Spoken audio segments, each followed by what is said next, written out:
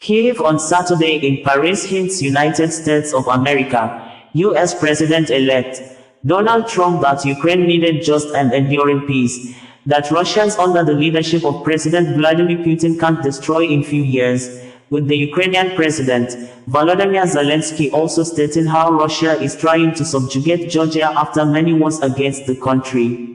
Zelenskyy stated this in a statement issued last Sunday, giving out brief report of the outcome from the meeting he had with the U.S. President-elect Donald Trump, French President Emmanuel Macron at the Élysée Palace during the Notre Dame Cathedral's reopening ceremony of the church building that caught fire in 2019. Yesterday, I visited President Emmanuel Macron at the Élysée Palace and had a good meeting with President Donald Trump.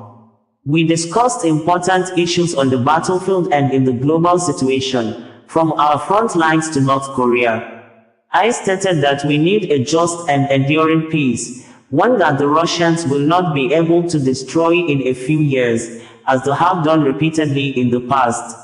This is clear not only for our country and region. We see how Russia is now trying to subjugate Georgia after several wars against that country.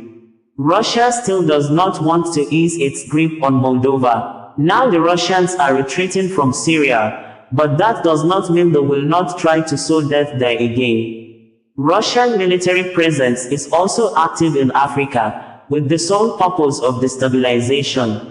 Therefore, when we talk about effective peace with Russia, we must first and foremost talk about effective guarantees for peace. Ukrainians want peace more than anyone else. Russia brought war to our land, and it is Russia that most seeks to disrupt the possibility of peace. Updated data on Russian losses show over 750,000 casualties, including 198,000 killed and more than 550,000 wounded. Our people are defending their homes at the cost of their lives, and every life of our soldiers and our civilians is precious to us. Since the start of the full-scale war, Ukraine has lost 43,000 soldiers killed in action on the battlefield. There have been 370,000 cases of medical assistance for the wounded.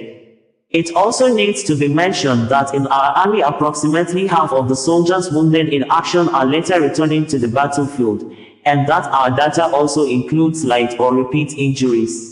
One of the key distinctions between the Russian army and Ukraine's defense forces is the level of frontline medicine, which is significantly higher in our forces. We are